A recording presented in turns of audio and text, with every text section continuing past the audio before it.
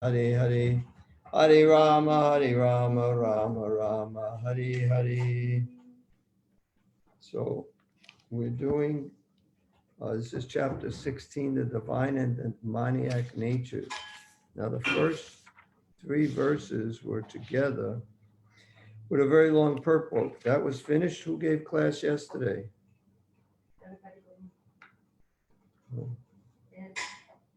So I don't know if this is any kind of a sign that Ganapati Govind spoke about the divine transcendental qualities, and now I'm going to speak about the demoniac qualities. And there's a really long purport for the divine transcendental qualities and a relative purport for this. So we're doing text number 4. I don't know if you could either put it on or if you can open your book, but everyone can try to repeat. Dambodar Vimanascha. Dambodharpo Bamanascha. Does everybody have a book? Is everybody? No. Krodha Parushyam Evacha. Krodha Parusham Evacha. Agyanam Cha Bijatasya. Ajanam Cha Bijatasya. Partha Sampadam Asurim. Partha Sampadam Asurim. Dambodharpo Vimanascha. Dambodharpo Vimanascha. Krodhat Parushyam Evacha. Krodha Parusham Evacha. Agyanam Cha Bijatasya. Ajnanam Cha Bijatasya. Partha Sampadam Asurim. Partha Sampadam Asurim. Dambodharpo Vimanascha. Dambodharpo Vibhanascha. Krodha Parusham Evacha. Krodha Parusham Evacha. Agyanam Cha Bijatasya. Ajnanam Cha Bijatasya. Partha Sampadam Asurim. Partha Sampadam Asurim. Dambodharpo Vimanascha. Dambodharpo Vimanascha. Krodha Parusham Evacha. Krodha Parusham Evacha. Agyanam Cha Bijatasya. Ajnanam Cha Bijatasya. Partha Sampadam Asurim. Partha Sampadam Asurim. Dambodharpo Vimanascha. Dambodharpo Vimanascha. Krodha Parusham Evacha. Krodha Parusham Evacha.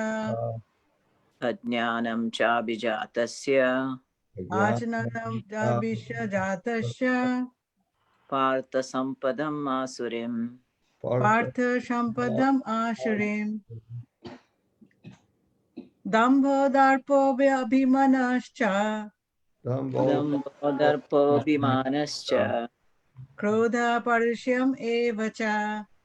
Krodha Parusham Evacha. Ajnanam Cha Bijatasya. Ajnanam Cha Bijatasya. Partha Sampadam Asurim. Partha Sampadam Asurim. Anyone else? Damba. Dambodharpo Vimanascha. Dambodharpo Vimanascha. Krodha Parusham Evacha. Krodha Parusham Evacha. Agyanam Cha Bijatasya. Ajnanam Cha Bijatasya. Partha Sampadam Asurim. Partha Sampadam Asurim. Damba. Damba. Pride. Darpa. Darpa. Arrogance. Arrogance. Abhimana. Abhimana.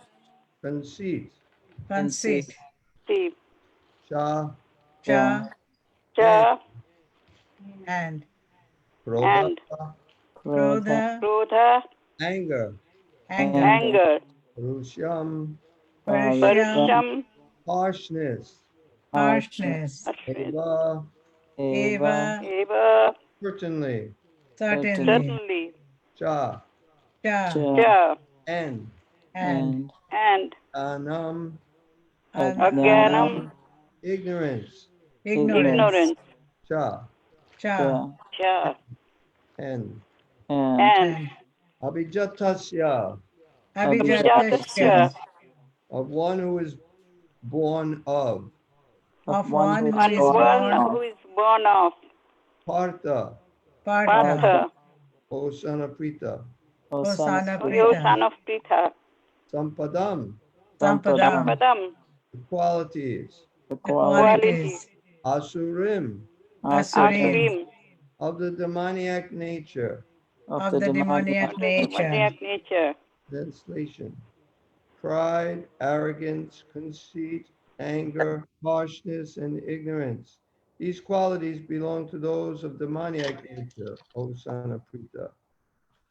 Purport. In this verse, the royal road to hell is described. The demoniac want to make a show of religion and advancement in spiritual science, although they do not follow the principles. They're always arrogant or proud in possessing some type of education or so much wealth. They desire to be worshipped by others and demand respectability, although they do not command respect. Over trifles, they become very angry and speak harshly, not gently. They do not know what should be done and what should not be done. They do everything whimsically, according to their own desire, and they do not recognize any authority. These demoniac qualities are taken on by them from the beginning of their bodies in the wombs of their mothers. And as they grow, they manifest all these inauspicious qualities. Namaste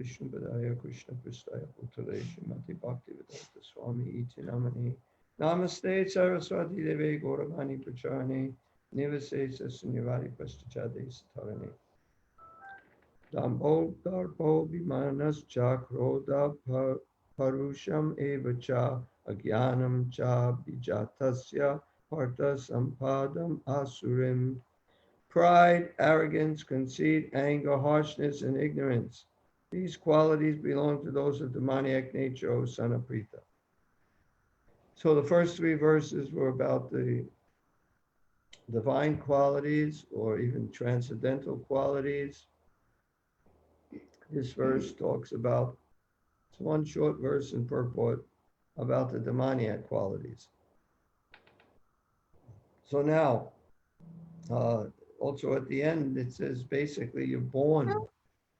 Even in the womb, you have these qualities, but they become manifest. Same with the transcendental qualities, that you may be born with them and then they become manifest. So like when you see a little demoniac baby, he looks really nice and cute. But then later you see when he develops these demoniac qualities. I think it was Duryodhana, that his father was told that he should kill him at birth because he's got these demoniac qualities. I mean, I don't know anybody who can kill their baby because somebody tells them they're going to have demoniac qualities, or even if they are going to, still he's just this little baby. But you could avoid a lot of troubles that way. Like if they would have, I mean, we don't know what difference, how the whole thing would play out in the whole world, because so many more people would be living. But it's all Krishna's plan, that particular battle anyway, the battle of Kurukshetra, etc. But we can think about even Hitler. When Hitler was born, if somebody would have killed him as a baby, even though he looked like a nice baby, nice little boy, that these demoniac qualities develop. So now let's go over some of these qualities. Pride, proud. We shouldn't be proud of anything because nothing is ours.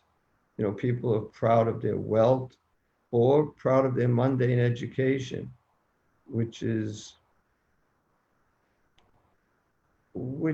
even real knowledge. It's and it can be taken away. Both of these things can be taken away in an instant, even while you're in this body. People lose all their money, I think, in, I don't know, was it 1930 something, when the stock market crashed, people just killed themselves. You know, their whole life was gone. They had no more wealth. Everything was finished. So they committed suicide. They were proud of something that can be taken away in an instant. And also, even your education, you might be very well educated and you're so proud that you're so smart. Even that, you just get one hit in the head, one fall, one car accident, one anything, and that all that knowledge you can be gone in an instant. And of course, at the time of death, it's all gone. But even in this life, you can lose these things. So it's proud of something like borrowed plumes. You know, that's one example. You know, you're proud. You borrowed some plumes, some feathers from different birds, and you decorate yourself, and you look so beautiful. They're just borrowed plumes. It's not you. Even this, whatever knowledge you have, it's just borrowed. It's given to you. Actually, we shouldn't become proud of anything because we should see it's Krishna. You know, we do something wonderful, we shouldn't take credit like I did this. Krishna is the ability in man. So that's the devotee, the devotee or the person with the divine qualities. He doesn't become proud because he sees where his ability comes from. Just like when Prahlad Maharaj was asked by his father, where do you get this superhuman strength? He said, I get my strength, the same place you get yours, but I acknowledge it and you don't. So it's all coming from Krishna. So how can you get so proud if you're seeing Krishna's doing it all? I'm just making an effort. Krishna's doing everything. Arrogance, you know, you're just puffed up, think you're better than everyone else. I mean, these are just two of the demoniac qualities. You read the divine qualities, you read the demoniac qualities. You see, I have some divine qualities and I'm really lacking in other divine qualities.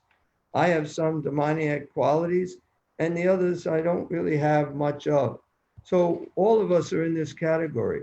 So what are we supposed to do about it? What we should do is learn that, okay, I'm proud. What do I have to do to become humble? You know, humble is the opposite of pride.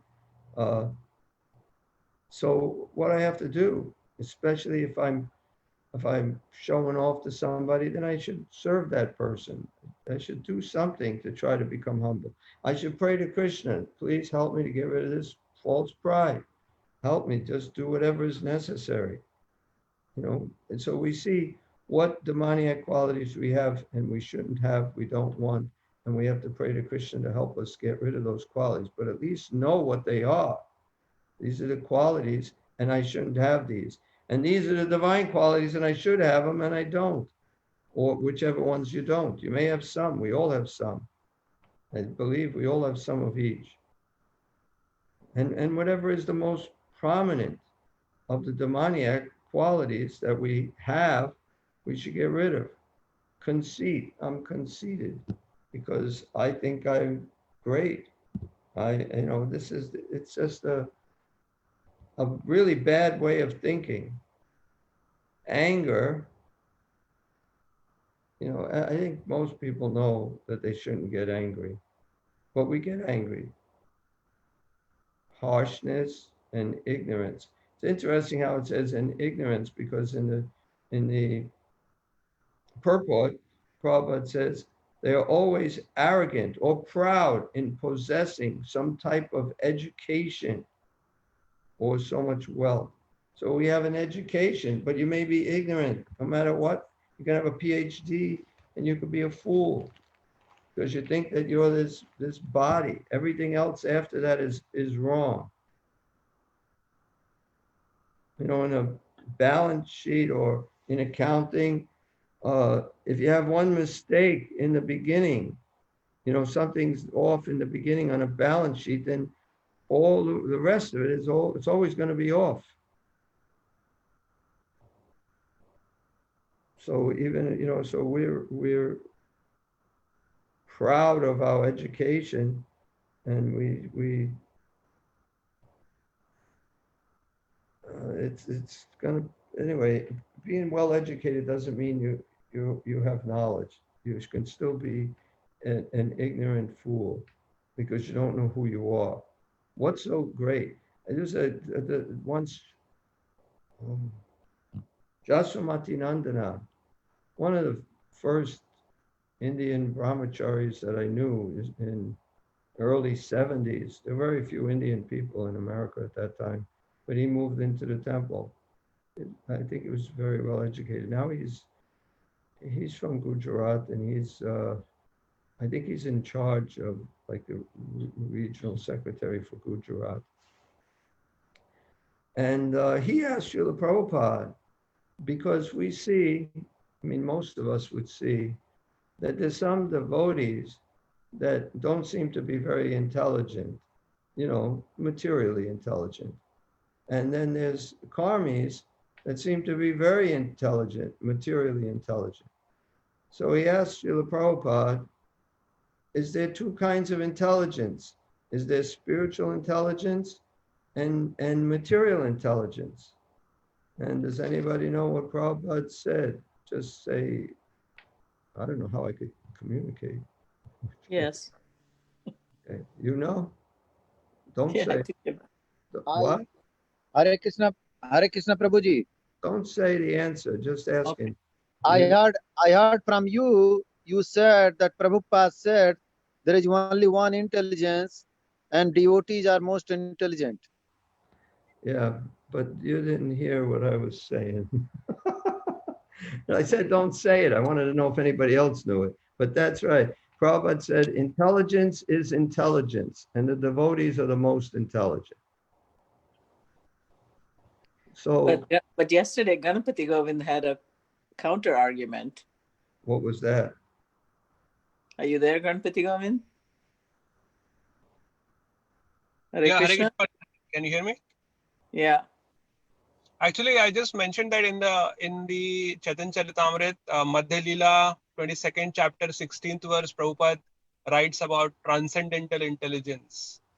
There, the word that comes is Labdha Buddhi, and that same verse also comes in Bhakti Rasamrita Sindhu.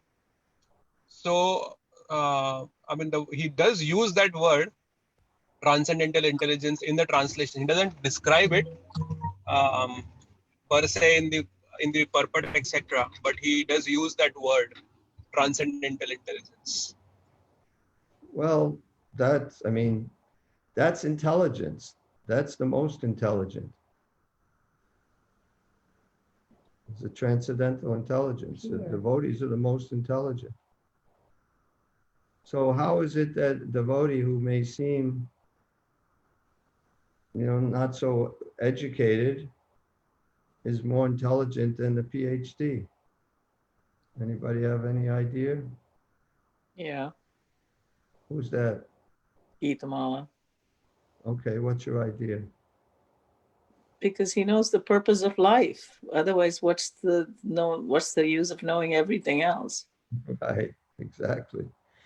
You know, if you know why you're here, what you're supposed to do, then you're more intelligent than somebody who has so much knowledge of external material facts and doesn't know who he is, why he's here, or what the purpose of life is. So that's the transcendental intelligence, you might say, but that's the most intelligent. Because he also says intelligence means to analyze things in their proper perspective. So people who analyze things materially and look at it, how I can gain money, they may be, you know, very intelligent in that way, but that's not actually analyzing it in the proper perspective. proper perspective is, what is the use of all of these things? What does it have to do with me, the soul? You know, this is more intelligent, but it's still, they're both intelligent. You know, it takes intelligence to figure things out. The scientists are pretty intelligent in figuring out a lot of things, but they're also fools in not knowing anything about the soul. And they think they even know about that there is no soul. So they're the most ignorant. And they're very proud too. But Prabhuji, generally we, even scientists, we don't call them intelligent. They are more knowledgeable in the subject they read, or they are knowledgeable. We, like, generally with the definition, intelligence is a very different. As you said, intelligent can be even illiterate person can be also intelligent. But Can be intelligent? The illiterate. And illiterate can be intelligent, yeah. yeah, But generally people think Yeah. that if you have a PhD, you're intelligent. Isn't that a fact? Or they think PhD? yeah, it's a fact. But it's wrong. I can say wrong selection of the word. It should be he's knowledgeable for that subject. That's all. Right. Yeah. Right. But people think that's intelligence. Yeah. Anyway, I like that the devotees are the most intelligent because they're understanding how I'm not this body. Why should I do everything for this body? Yeah, I mean, if you keep coming back over and over and over again in this material world, what's the use of your intelligence? Yeah. Yeah, that's where it gets you. It gets you back again. And then when you come back again, you don't have any of that knowledge anymore. You got to start all over. Wasn't very intelligent, right? But the transcendental knowledge, transcendental qualities, you start again where you left off. It's not like if you got a master's degree in your next life, now you can start working on the PhD. No, you have to start in kindergarten to get your PhD. But with transcendental spiritual progress, whatever percent you get to, you begin again at that point in your next life. There's no loss. Whereas there's complete loss of any sort of material education you get.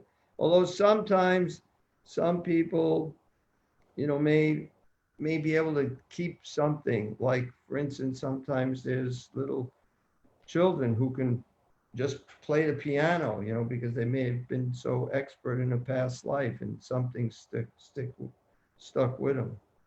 But in general, you just start all over. But spiritually, you never lose what progress you made. So these qualities belong to those of demoniac nature or son of previous. So there's not very many. There's a lot of the transcendental qualities, but there's only 1, 2, 3, 4, 5, 6. 6 demoniac qualities. Now, an awful lot of transcendental qualities. So in this verse, the royal road to hell is described, okay? Where do you want to go? I'd like to go to hell. Hey, this is a verse for you. You should be very proud. I mean, we could think of individuals, you know, like leaders of countries who have so much pride, arrogance, conceit, anger you may see or may not see, harshness.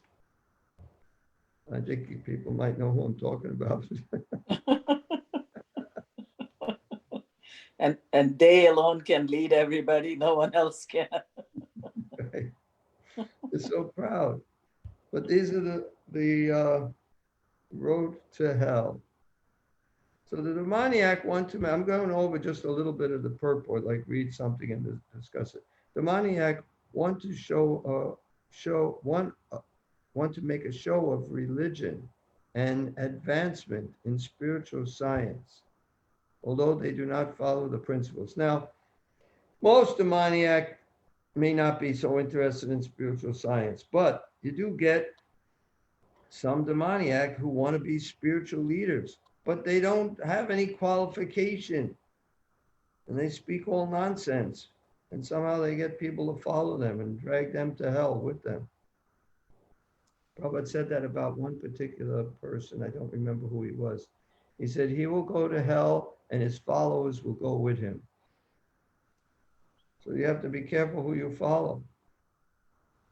So if you take that statement and you reverse it, you're following somebody who's completely spiritual. He will go to the spiritual world and his followers will go with him.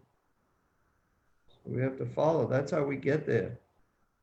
Following, Prabhupada says, like, you hold on. I don't know if Prabhupada said, but you hold on to Prabhupada's, dhoti, and it'll take you back home.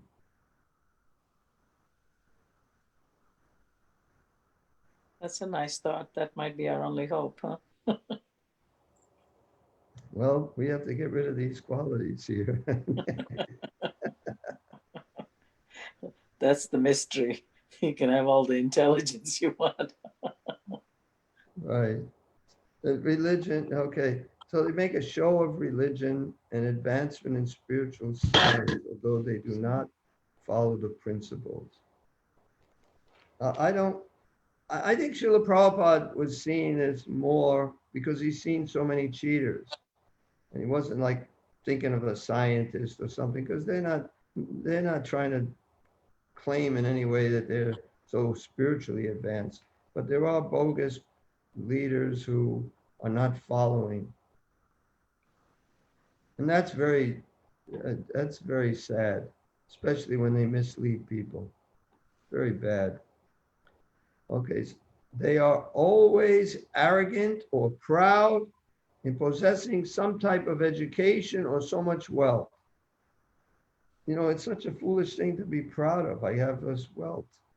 And at any second, it can be taken away. Any second. You're proud of something that's not even yours. So they desire to worship. They desire to be worshiped by others.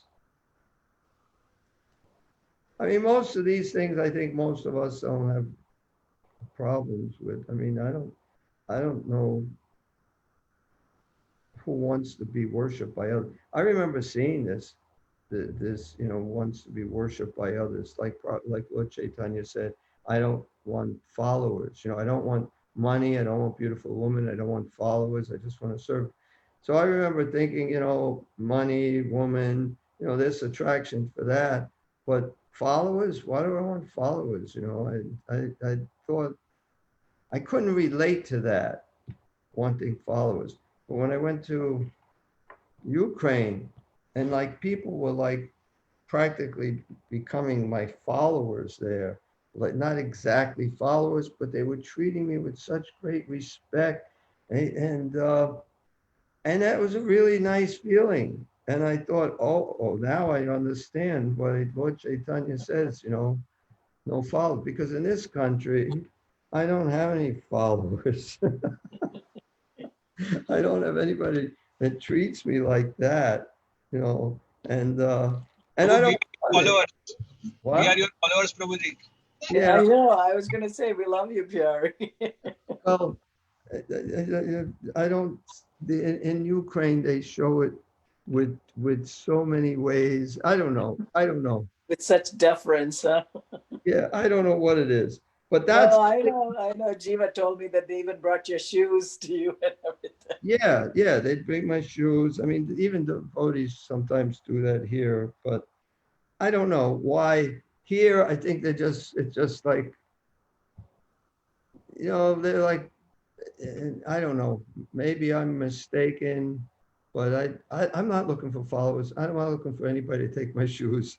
I'm not looking for any of this. I'm just trying to explain how when I had people who seemed like they really had great awe and reverence for me, and they would, do practically anything. I know you devotees also would, but at the same time, when I saw this, I saw that I can understand how having followers can be a big impediment to your spiritual life.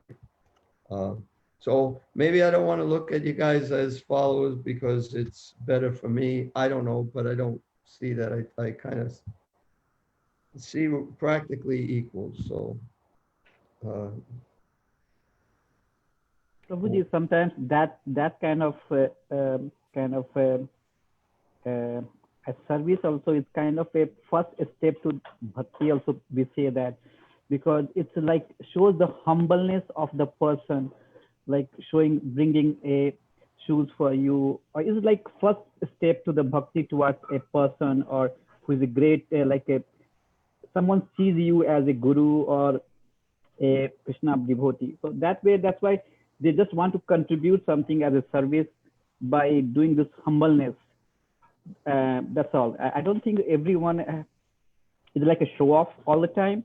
Sometimes it's a show off. Sometimes it's a humbleness of the person who is doing that that service to you, or in name of it. Doing the service, like somebody getting the shoes, they're showing off. No, I'm just saying that I'm trying to understand who's sometimes the show off. No, I think he's saying some people are doing it genuinely out of humility, bringing your shoes. Correct. But some people might just be trying to show off that they are humble. Right, yeah. right. Okay, yeah. Well, that's what I kind of, anyway, I don't want to say anything else because I'm gonna not sound like I really appreciate everybody here, because I do very much. But at the same time, somehow, I don't know why I had to go to Ukraine to have that experience. And I mean, I liked it, but I didn't like it because I thought it's not good to feel this way. I think the devotees over there are just very eager to serve the Vaishnavas. I don't know if they can hear you. Like when they have their Ukraine festival, the devotees are just really eager to serve all the Vaishnavas. And there they like to show equal respect to their spiritual masters, God brothers. And so I think they're, being very respectful and, want to. Yeah, I mean, I was just going to say, they see Pyari as Niranjan Maharaj as God brother and in equal terms with him, Yeah. And which for us also it is. I mean, but some of us have known Pyari for so long. It's like Arjuna and Krishna, he thinks he's his friend. They know it'd be very pleasing to Niranjana Swami if right. My husband's very, comfortable and. Right. Yeah. I think what I saw was really genuine. Yeah. And I'm previously thinking of followers like people follow you just for, saying but it's not genuine. But it was like really, I was just impressed. Anyway, whatever reason, I also talked to Niranjana Swami about that. What do you do about it? And he said, you have to give back. You have to give them Krishna consciousness. You have to, preach. That's what his answer was for when you feel that way. So I guess I don't feel that way as much with this community because I don't do that much preaching.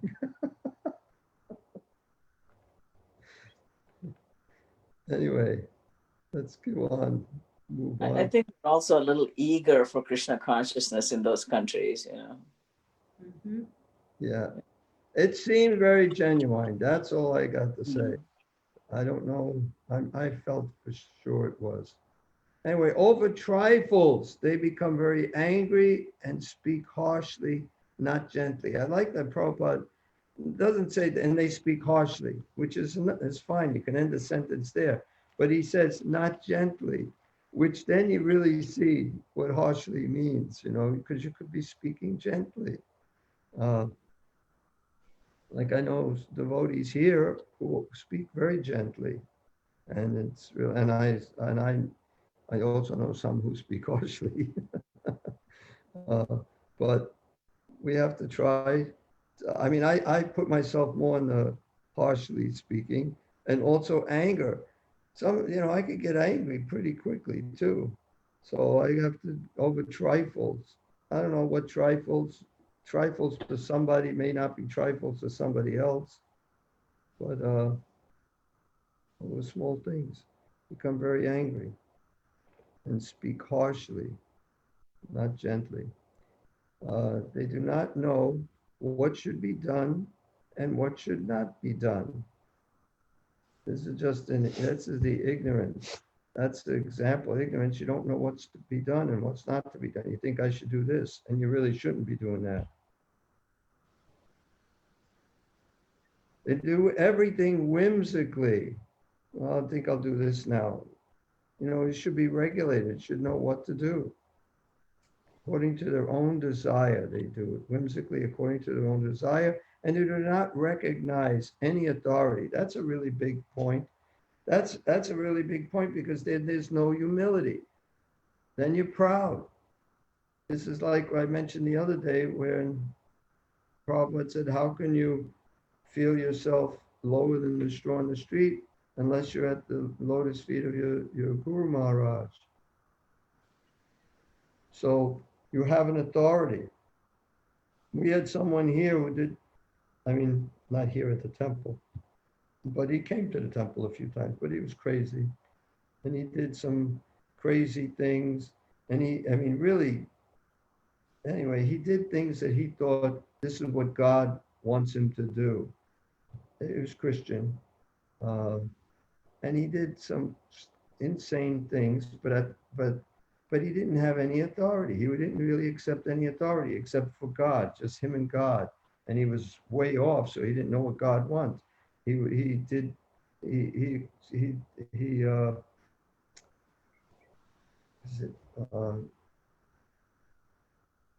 know what to be done and what not to be done, because you need authority. So that's how you can become humble, is by accepting an authority. It's like when the Guru says a snake is a rope, you accept it as a rope. Or if he says, if there's a rope and he says it's a snake, you know, kill it, then you try to kill the snake. Because actually it says that you can kill snakes. It's pretty much the only thing, because one time Bhakti Siddhanta, Prabhupada happened to be there, I guess, and Bhakti Siddhanta, there was some cobra, and Bhakti Siddhanta said, kill it. And Prabhupada couldn't understand how a saintly person would say that. I mean, maybe when I say couldn't understand, it just put some doubt in his mind. But then later he read where it says, even a saintly person is pleased when a snake is killed.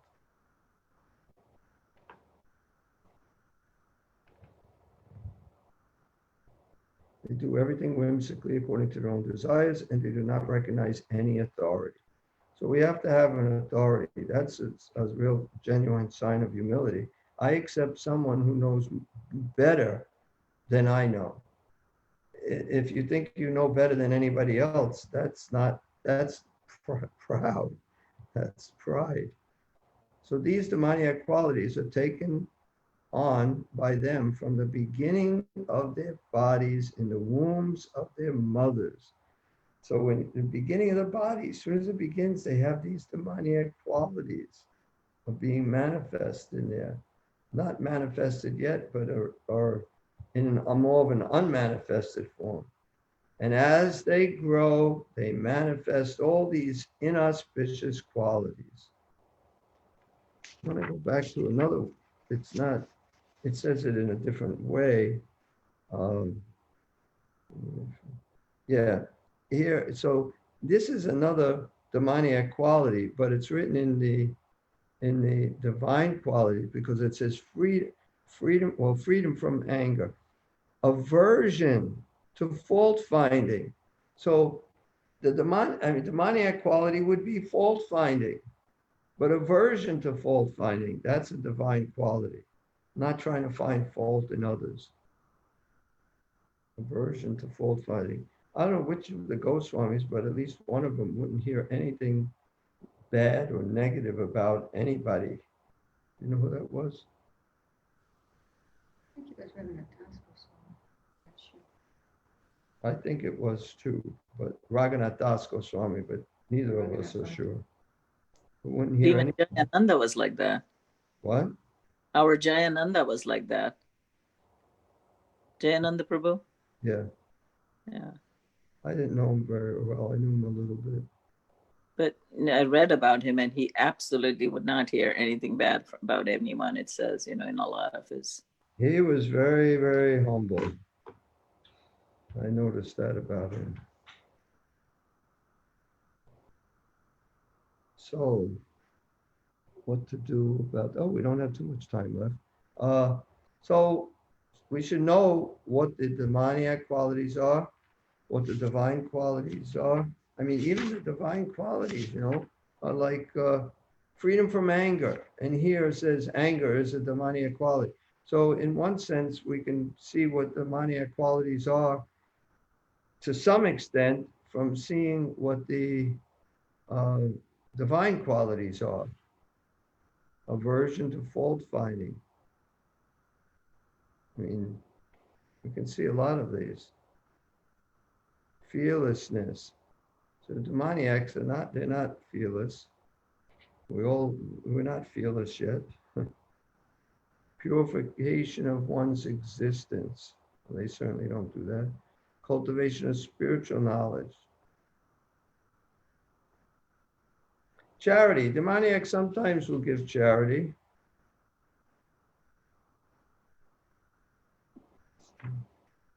I mean, you could say also that sometimes a transcendental devotee will get angry. Anger can be used in Krishna service. The example was, Hanuman became angry to fight against these people for serving Ram. Anger can be used in Krishna service. But in general, we get angry not for that reason. Prabhupada says we should get angry if someone is blaspheming or someone is attacking devotees. We should get angry. It shouldn't just be peaceful. So there's a time anger can be used in Krishna's service.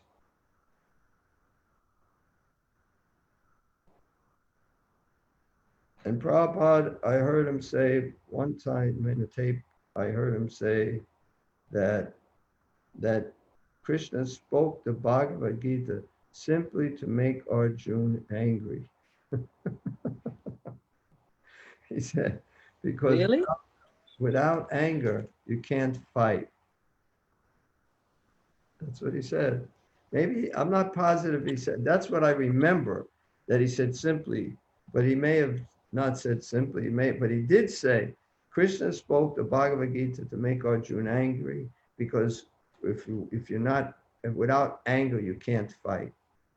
But how would he have become angry from what was said in the Bhagavad Gita?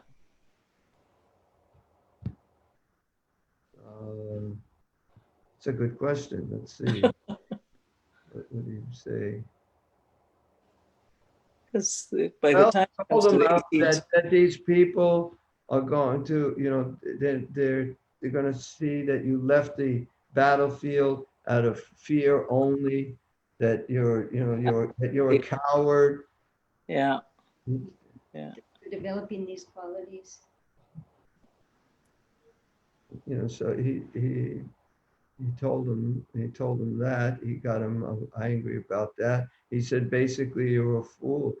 While speaking learned words, you don't know what you don't know anything. You don't know who you are. You don't know the purpose of life. Yeah. Their fighting spirit maybe is like anger. Inside of his fighting spirit. Maybe. Right. It's better to die for a Kshatriya. It is glorious to die on the battlefield. Yeah. They're going to think you left the battlefield out of fear only. Out of fear, yeah. While speaking learned words, you're warning for what is not worthy of grief. Those who are wise lament neither for the living nor for the dead. So you're speaking like you know something, but you're really not. You're an ignorant.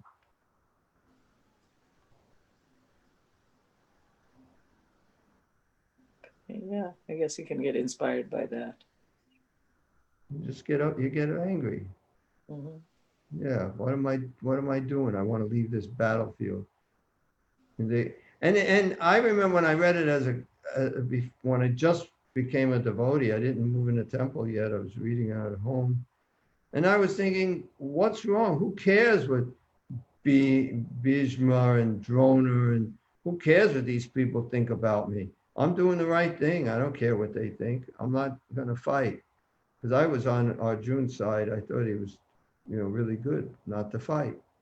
Because I was, whatever I was, that's the way I thought at that time. And then later, after really becoming more of a devotee, I understood that you don't care what fools think of you, but you do care what people who have knowledge think of you, what people who are intelligent think of you. At least you should care what they think of you. So when Krishna told them that, Bhishma, Drona, these people would think that you're a coward and you left the battlefield out of fear only, then he did care what they thought about him because he knew these people know. These people have knowledge. So I do care what they think. You don't care what, just like Prabhupada says, when there's a wedding party, sometimes there's an elephant or more than one elephant, and they march in their wedding, and there's dogs on the side barking. The elephants don't care about these stupid dogs barking. They just keep walking. So Prabhupada gave that example when it was dealing with, Sankirtan, when trying to distribute books and people say some bad things about you or something. We don't care what they say. We just go on preaching.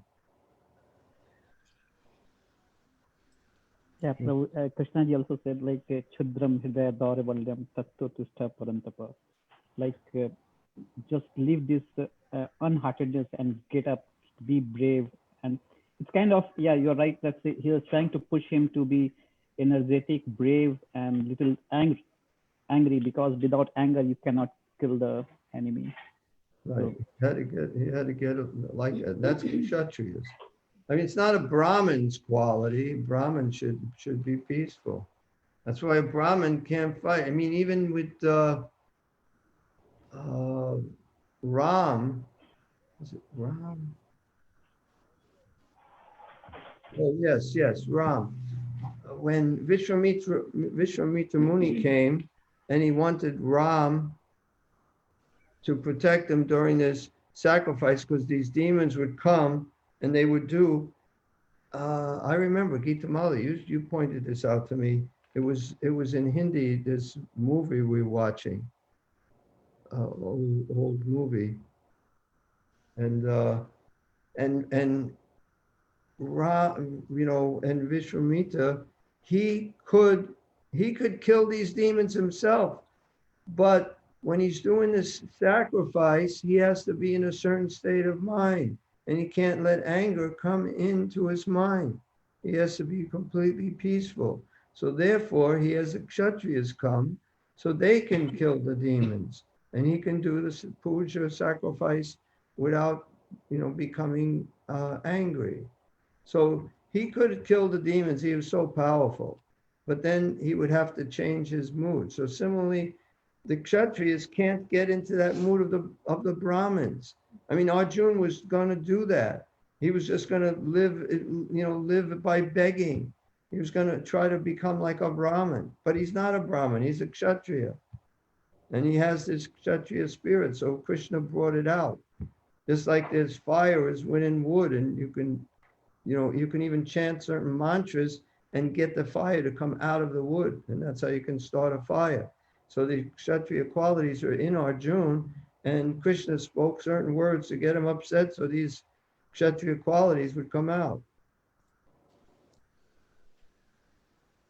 Okay, so I know we had a lot of questions already, but we got 9 minutes left. Anyone have any questions or comments? Hare Krishna, bro, you have 2 comments. Okay. First is, I was just saying that you will have to take us to Ukraine to have us experience. Well, number one, we have to wait till this COVID-19 is over. Yeah. So I hope it's all paid trip to Ukraine. Whoever wants to join with Pyari Prabhu can come if you want to experience. Pyari will go as your servant. We can do that. We'll bring your shoes for you and everything. Hold them on your head. Whatever you want me to do. For a free trip to Ukraine. Yeah, see, I mean, this this is a good example actually right now. Is we're familiar, and I don't mind. I like this familiar. I don't like this other thing where, you know, I'm so great. I don't want to be put on this pedestal. So it's nicer to deal with, like, even this thing that we have to go to Ukraine and learn how to, I mean, that's that. I appreciate that you can say that. We can joke about it. So anyway, it's two different things. I might go again to Ukraine, but it's not going to be for that reason. So we learned about Asuri Shakti today. What Asuri Shakti means, the bad or Demoniac. Maniac, you know, that's what we learned about it. What the qualities, the anger, the pride, and all these things. That was what we learned today. So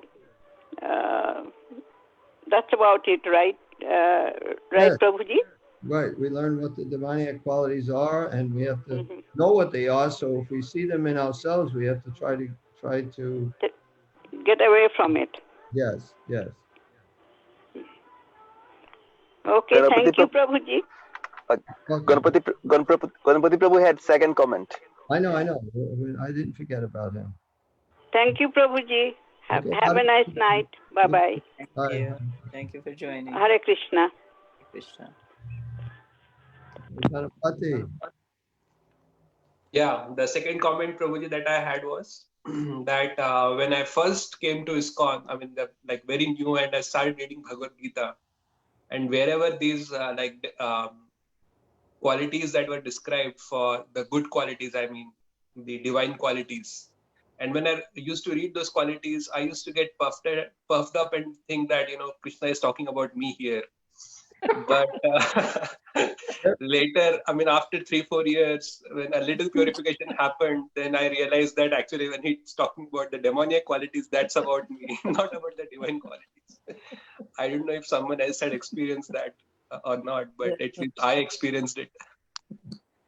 I don't remember how I felt hearing either one. I probably was similar, but now I see fearlessness. Well, I'm not fearless, but I'm not afraid of everything. Purifications of one's existence. Well, I'm doing stuff to get purified. Cultivation of spiritual knowledge. I do that. I should do it more. Charity. I give some charity. Self-control. Well, need a little help in that area. Performance of sacrifice. Yeah, I could do more sacrifices. Study of the Vedas. I could do more of that. Austerity. I don't think I performed too many austerities. You know, I go like that, you know, and so some I'm okay. Simplicity. I think I'm pretty simple. Non-violence, even that, I'm not completely non-violent. I mean, compared to the karmis, I'm completely non-violent. But for devotees, you know, some bug, I might kill a bug. I generally don't. I pick them up and throw them outside, but I don't always. Not 100% non-violent. Truthfulness, I think I'm pretty truthful. Freedom from anger. As long as you don't say anything bad about me, I don't get angry. So that's kind of what I do now anyway. It's like I can see I have some of these good qualities, some I really need work on, and also the demoniac qualities. Some I have, some I don't really have. So now we see a mixture of both is what you're kind of saying. I see that in me, and I'm assuming everybody should see that. Are you seeing the same way at Ganapati Govind now? No, Ganapati Govind now, he only sees he has the demoniac qualities. Oh, wow. But I mean, from a practical perspective, I think what you said is right, Prabhu, because we have like a mix. We don't have all divine qualities, neither we have all demoniac qualities. It's like a mix of.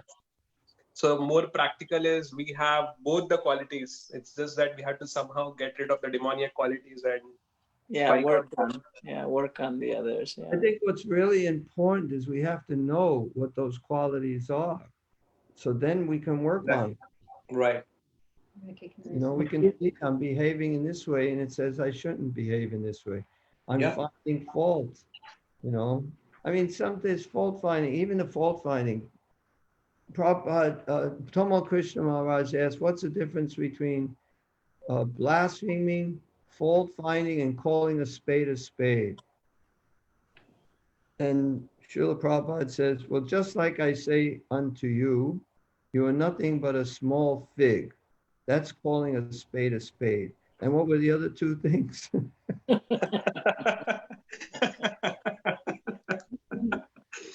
That's And then nice. he said, blasphemy and fault finding. And blasphemy, the way Prabhupada, Prabhupada did that at least 2 times to Tamal Krishna Maharaj. oh, he said it many times. Then I remember another time when he told him, like, you know, in all this universe, like, you're this little temple president. No, he was a temple commander. Yeah, and you think you're He wasn't big. even a temple president. But then he said, blasphemy is where there's no fault, but you find a fault. That I didn't know. At least he said that at that time. You're not even, there's no fault. But fault finding is, you know, you see some fault and well, what's the difference? That's calling a spade a spade. Yeah. Fault finding is though they do have some fault. But you're being critical. Yeah, I'd have to look it up again. I don't remember what the fault finding was, but it's not as bad. But at least when you're fault finding, there is a fault there. Maybe you're exaggerating of it, making a mountain out of a molehill type of thing.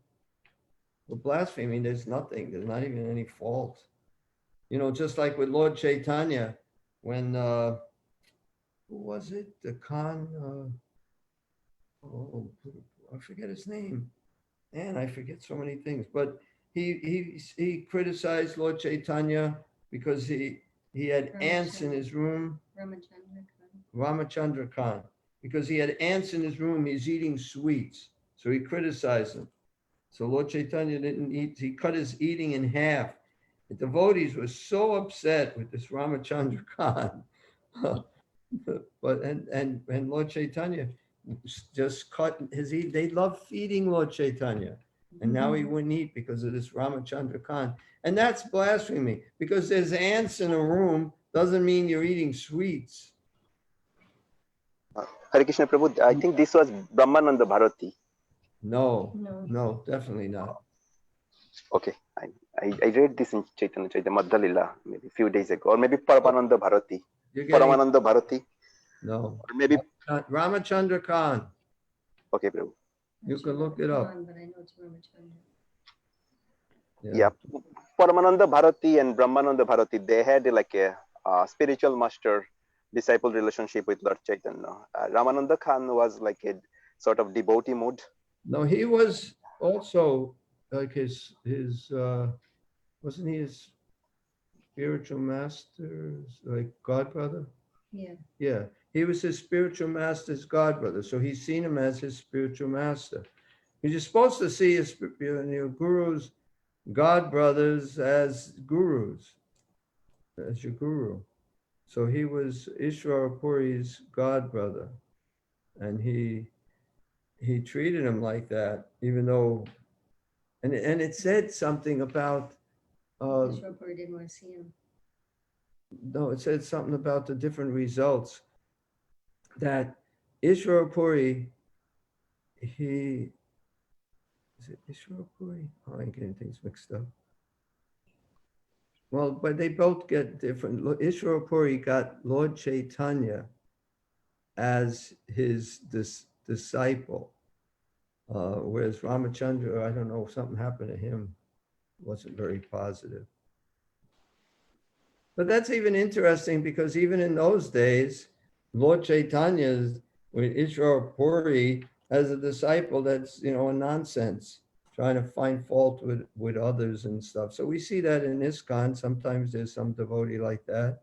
Sometimes there's some, little bit crazy devotee. So there was even there something like that in Chaitanya's time. Just like I tried to find fault, you're Sorry, Prabhu. Yes, I noticed that. Please pardon me, Prabhu. No. Anyway, I don't think you did anything wrong at all. You're asking a question. That's all. Hare Krishna, Prabhuji. Krishna. Yeah, the name of the person who was saying that, it was Ramachandra Puri, Prabhuji. Ramachandra Puri. Okay. Yeah, Prabhuji. Ramchandra Khan is the one, I think, who has sent the prostitute to Haridas Thakur. He was Ramchandra Khan, I think so. Stupid. Yeah, I've heard the commentary from the back, I think. I just recently read some nice thing about stupid. It's like saying you tell somebody, I'm not saying you're stupid. I'm just saying you have bad luck when it comes to thinking.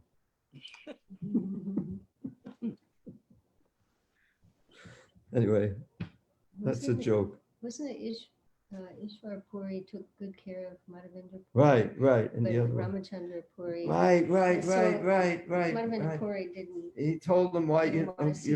Yeah, Ishwar Puri served. It's like he fell from Madhavendra Puri, cleaned his stool, did everything, and he got Lord Chaitanya as his disciple. Whereas Ramachandra Khan was telling Madhavendra Puri when he was leaving his body to think of Brahman, think of the impersonal Brahman, and he says, "Get him out of here, get him out of here." So one got one positive result, one got some real, not a very good result. It's true. Mentality. Get this person away from me. Anyway, I don't know what anybody got out of this. I read the verse, read the purport, and tried to figure out what I can say about it, and I couldn't think of anything. And I came down here and I just started talking. And I will end now. One thing I got out of this, the purport for demoniac qualities is really small. And the purport for transcendental qualities is really big. Well, we want to make it too hard for you to get rid of those qualities. But it's like the material world is just 1/4 of the whole creation.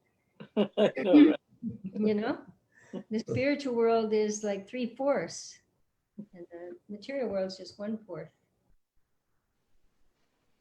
But even in those divine qualities, they're just negative demoniac qualities, like not fault finding, not becoming angry. So fault finding is definitely a demoniac quality. And there's another demoniac quality. It's not written here, but I think it's an expert at insulting others. That's a demoniac quality. Yeah. I kind of have that, and I kind of like it. Oh, if you're gonna be an expert at something.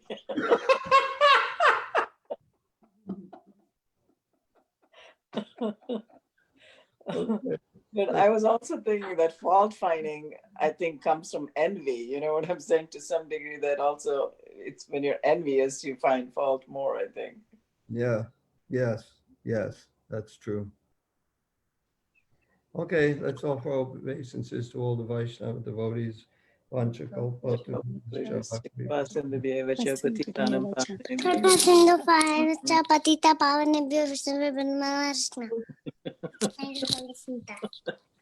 Tulsi.